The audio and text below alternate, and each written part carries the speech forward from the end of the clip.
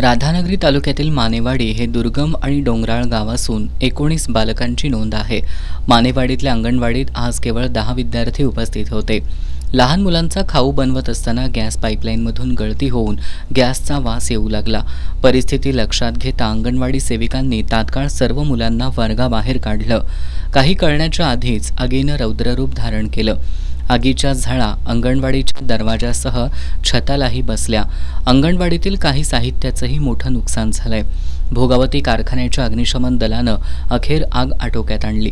या अपघातात कोणतीही जीवितहानी झाली नसली तरी चिमुकल्यांचा जीव थोडक्यात वाचलाय. एकात्मिक बालविकास प्रकल्प अधिकारी संतोष वरपे यांनी भेट देऊन गॅस पाईप एक्सपायरी संबंधित गॅस वितरण एजन्सीकडे चौकशी करणार असल्याचं सांगितलं. गॅस पाईप लीक शेकडीच्या जवळ गॅस पाईप लीक झाल्याने तिथे पेट घेतला. त्याच्यानंतर ते गॅस टाकीच्या नॉबजवळ त्यानं पेट घेतल्यामुळे आगीची ज्वाळा पसरली आणि ते नजीकच्या भिंतीला आणि दरवाजाला तिथे पेट घेतल्यानंतर सोबत टेबलची पण नुकसान होऊन टेबल पण जळून गेला. त्या दरम्यान मुलांना प्रसंगावधान राखून सेविका मदत यांनी बाहेर काढण्यात आले. त्याच्यानंतर अशी कोणती जीवितहानी किंवा जास्तीची वित्तहानी झाली नाही किंवा इमारतीला मोठे नुकसान. गॅस एजन्सीला पण आम्ही पाठपुरावा करू. त्यांनी दिलेले कनेक्शन, त्याची पाईप एक्सपायरी किती होती, किती कालावधी करता होती, याची सर्व शहानिशा आपण करू. या अंगणवाडीमधील गंभीर बाब म्हणजे वर्ग खोलीतच गॅस सिलेंडर ठेवून जमिनीवर बसून अंगणवाडीचा खाऊ शिजवला जात होता. अंगणवाडीमध्ये असलेल्या किचन खोलीत कोणत्याही प्रकारचा किचन कट्टा नाही किंवा किचनच्या इतर सुविधा नाहीत. या खोलीचा वापर जुन्या छताची कौलं ठेवण्यासाठी करण्यात आलाय. क्लासरूममध्ये खेळण्याचं साहित्य, बेंच आणि इतर साहित्य असून तिथंच अडगळीत मुलांना बसवलं जातंय.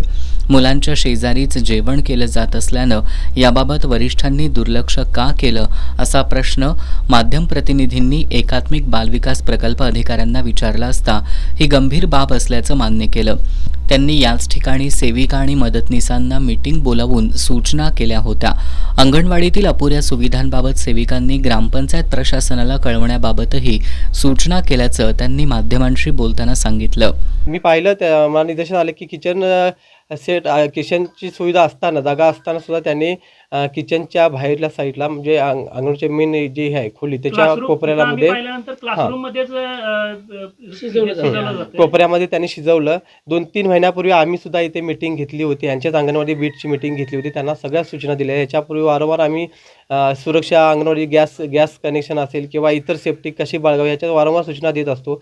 तरी त्यांनी अंगणवाडीच्या किचनमध्ये ते गॅस कनेक्शन न लावता किंवा सेट न जोडता त्यांनी त्या कोपऱ्यामध्ये जोडलेला होता. ही चुकीची गोष्ट आहे. त्यांनी ह्या गोष्टी करायला नसल्या पाहिजेत. त्यांचा आम्ही खुलासा घेऊ. जे किचन इथं आहे, किचन म्हणून इथं जे खोली आहे त्या खोलीमध्ये कट्टा सुद्धा नाही किचनचा, त्याबद्दल काय सांगाल? कट्टा म्हणजे ह्यांना सर्व सांगितलेलं आहे आम्ही की ग्रामपंचायतकडे आपल्या लेखी मागणी, जसं किचन कट्टा असेल किंवा शौचालय जे काय असतील, आपल्या भौतिक सुविधा किंवा पायाभूत सुविधा ज्या पाहिजेत ह्या सर्वाची मागणी करावी आणि तेव्हा म्हणजे आपली अंगणवाडी ही परिपूर्ण होईल. या सर्व सूचना यांना दिलेल्या आहेत. यापूर्वी वारंवार सूचना दिलेल्या आहेत. यांनी सुद्धा पाठपुरावा ग्रामपंचायतकडून केलं पाहिजे. ग्रामपंचायत सुद्धा ह्या गोष्टीकडे लक्ष दिले पाहिजे.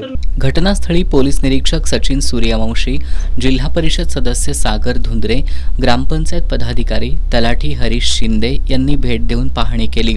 अधिकारी, सुपरवायझर या अपघाताबाबत अंगणवाडी सेविका आणि मदतनीसांकडे बोट करत असले तरी मानधनावर काम करणाऱ्या या सेविका बालकांच्या सुरक्षेसाठी तत्सम सोयीसुविधा पुरवतील का हा प्रश्न मात्र अनुत्तरितच राहतो. आज या निष्पाप चिमुकल्यांचा जीव थोडक्यात वाचलाय. जिथं मुलांनी सुरक्षितपणे शिकायला हवं तिथंच जीव धोक्यात घालून बसावं लागत असेल तर ही केवळ चूक नाही तर ही व्यवस्था अपयशी ठरतीये. आगीचं कारण अद्याप अस्पष्ट असून आज सुदैवानं मोठी दुर्घटना टळलीय. पण उद्या भविष्यात अशीच घटना पुन्हा घडली तर त्याची जबाबदारी कोण घेणार?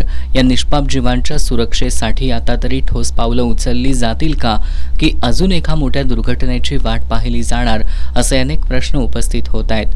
एस न्यूजसाठी नामदेव कुसाळे, राधानगरी.